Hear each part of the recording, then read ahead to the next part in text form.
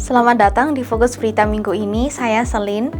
Minggu ini kami hadirkan 5 fokus utama, program perluasan kesempatan kerja bagi remaja dari Kementerian Ketenagakerjaan, menambah subsidi transportasi dan pelatihan kerja untuk membantu kaum muda terhubung dengan dunia kerja lebih awal. Jembatan Tanjang dibuka untuk kegiatan jalan santai dan menarik lebih dari 100.000 peserta. Jembatan ini akan menjadi simpul transportasi baru di pesisir utara. Pemerintah kota Taichung meluncurkan pemeran pertama Cemilan Dunia, menampilkan keberagaman gaya hidup melalui budaya kuliner. Enterovirus memasuki masa puncak, resiko harus berat pada anak kecil meningkat. Orang tua diimbau untuk memperkuat perlindungan dan kewaspadaan.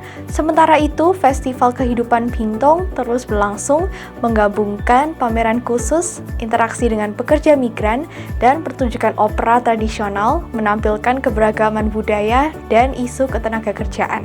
Mari kita simak 5 peristiwa kunci minggu ini.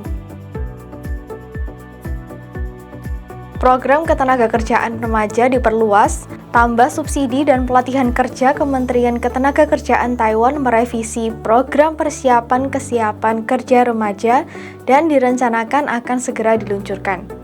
Program ini memperluas sasaran layanan kepada remaja yang masih bersekolah namun berada dalam kondisi rentan, serta menambahkan subsidi transportasi dan pelatihan kerja.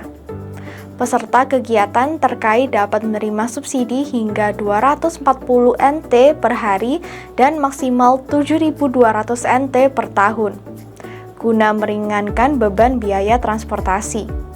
Program ini mengintegrasikan konsultasi karir, praktik kerja, pelatihan vokasi, dan pencocokan kerja, membantu remaja mengenal dunia kerja lebih awal, mengurangi kecemasan saat pertama kali mencari kerja, serta memberi lebih banyak waktu untuk merencanakan pendidikan lanjutan, pekerjaan, dan pengembangan keterampilan. Jalan kaki di Jembatan Tanjang tembus 100.000 peserta, waktu peresmian segera tiba.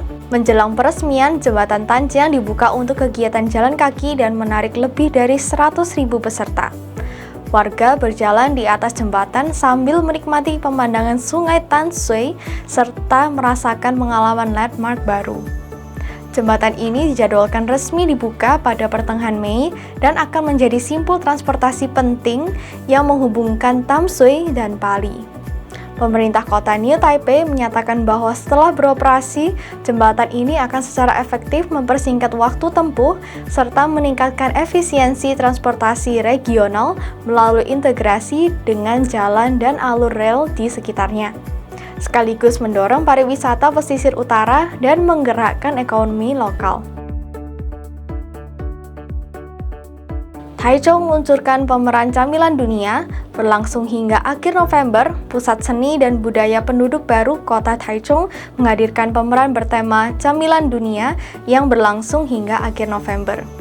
Pemeran ini mengumpulkan berbagai cemilan rasa dari Asia, Eropa, dan Amerika, menggunakan makanan sehari-hari sebagai pintu masuk budaya sehingga masyarakat dapat mengenal kehidupan di berbagai negara melalui pengalaman rasa yang akrab.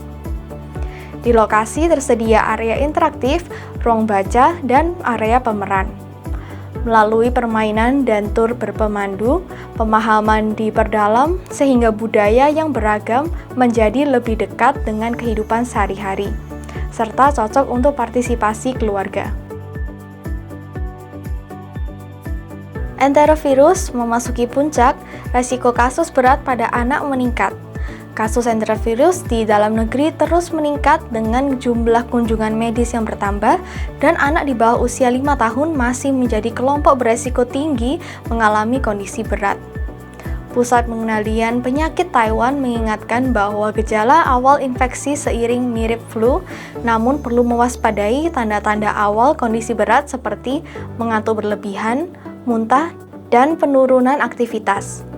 Pengasuh disarankan untuk mengganti pakaian dan mencuci tangan dengan benar setelah kembali dari luar rumah, sementara fasilitas pendidikan dan pendidikan anak juga harus memperkuat kebersihan dan disinfeksi.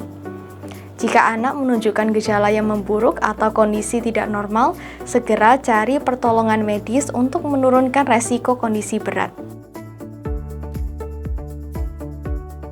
Festival Kehidupan Pingtung berlanjut. Rangkaian acara hingga Juli, Festival Kehidupan Kita 2026 dimulai sejak akhir April dan rangkaian kegiatan akan berlangsung hingga awal Juli.